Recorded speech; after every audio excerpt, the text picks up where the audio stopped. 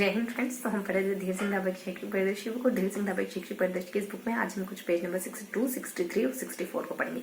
इन 3 pages में हम RT 2011 को पढ़ने वाले हैं। ठीक है, तो शुरू करते हैं आज का सेशन ठीक उसी तरीके से जैसा कि अपन चैनल शुरू करते हैं मोटिवेशनल कोट या प्रेरक विचार के साथ। एक छोटी सी पंक्ति ध्यान रखेंगे कि देखो आज मैं आपको बताने वाली थी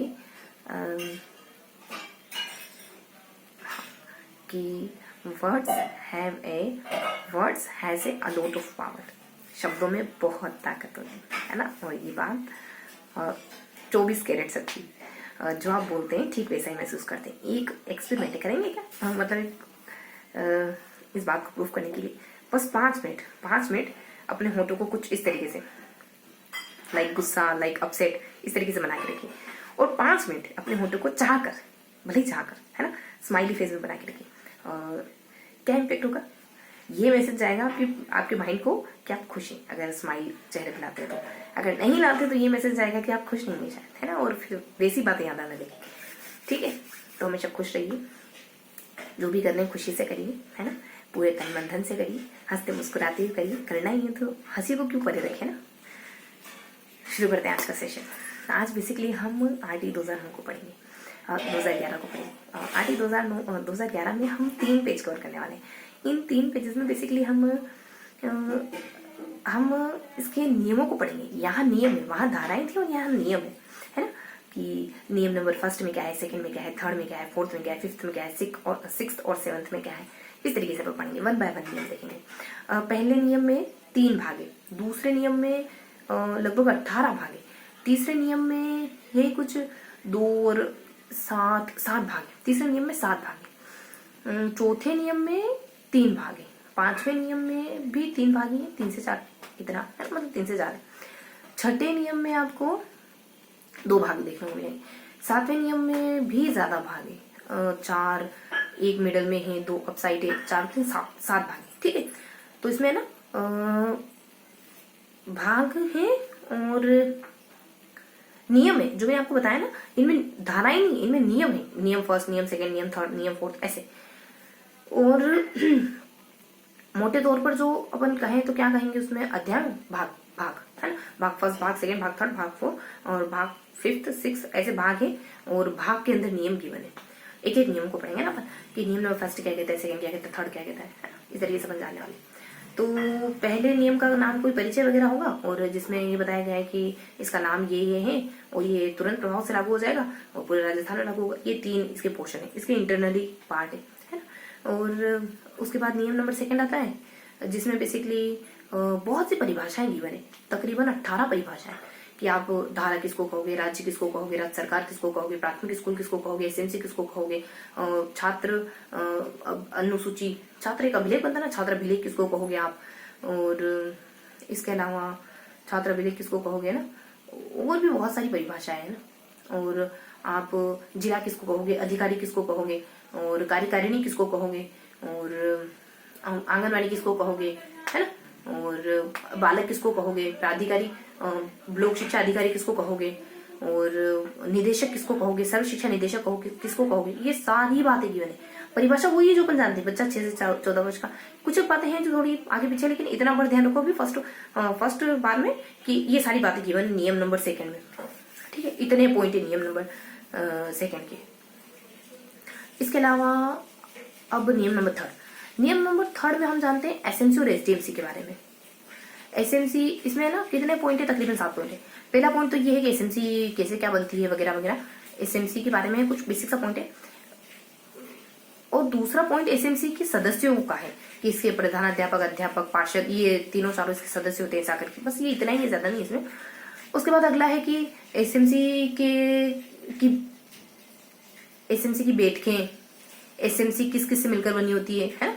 पहले तो एसएमसी किस किस से मिलकर बनी थी, फिर एसएमसी की बैठकें, एसएमसी के कार्य क्या क्या होते हैं। एसएमसी में वित्त का लेखा जोखा रखना और फिर वित्त के लेखे जोखे को आपको टाइम टू टाइम प्राधिकारी को सौंपना होता है। ये सारी बातें की मैंने नियम नंबर 3 में। ठीक है, ये 1 बाय 1 है जो मैं आपको बता रही हूँ ना। क्रमशः मतलब पॉइंट डाल रखे हैं, 1st 2nd 3rd 4th 5th 7 कितने पॉइंट है, 7 पॉइंट है। तो ये नियम नंबर 3 हो गया अपने एसएमसी से जुड़ा हुआ। नियम नंबर 4 और नियम नंबर 5। नियम नंबर 4 कार्यकारिणी, क्योंकि एसएमसी का ही भाग है कार्यकारिणी। एसएमसी के 2 हिस्से होते हैं, एक तो साधारण सभा और कार्यकारिणी सभा, है ना। तो कार्यकारिणी के बारे में गिवन है। और अगला नियम नंबर 5 योजनाओं से जुड़ा, मतलब 3, 4, 5 कहीं ना कहीं एसएमसी से कोरिलेट करें।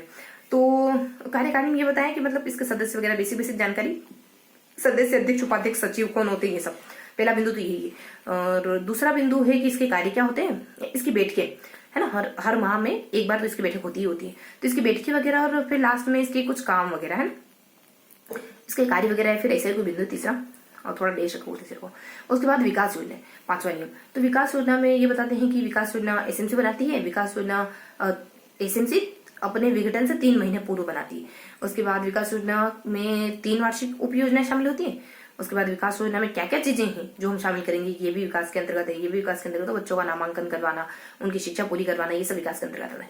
अब नियम नंबर 6 में क्या है, नियम नंबर 7 में क्या है। देखो नियम नंबर 6 में बता रखा है कि आप असक्षम या फिर असशक्त बच्चों की पहचान करोगे और इसके बाद उनको अतिरिक्त क्लासेस दोगे, एक्स्ट्रा क्लासेस दोगे ऐसे बच्चों की पहचान करने के बाद। ये 2 पॉइंट है बस।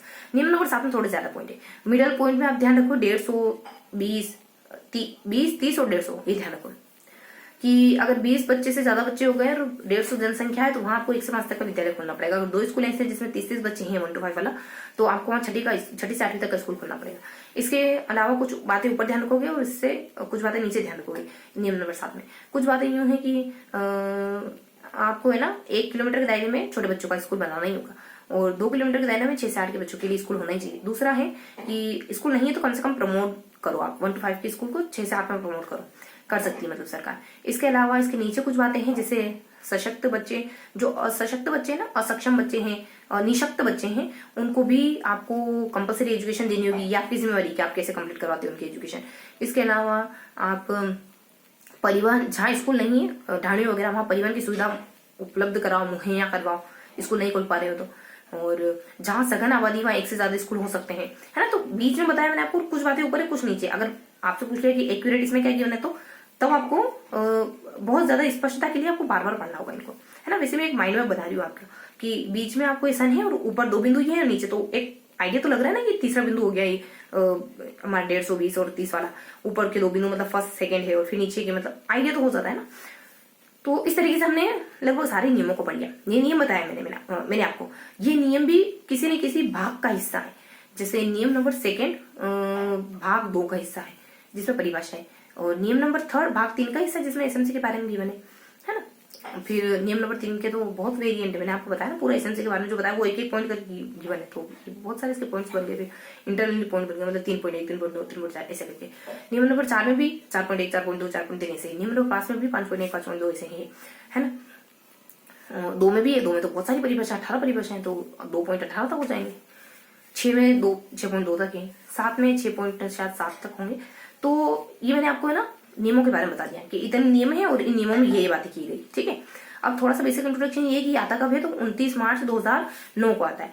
और आरटी 2009 की धारा 38 राज्यों को शक्तियां देती है कि वो अपने लेवल पर भी आरटी लाना चाहे तो ला सकती है, जैसा कि राजस्थान में है, यहाँ आरटी राजस्थान में है। इसके अलावा इसमें कुछ 39 धारा है, ऐसा कुछ है, 38 नियत शक्ति देती इसको।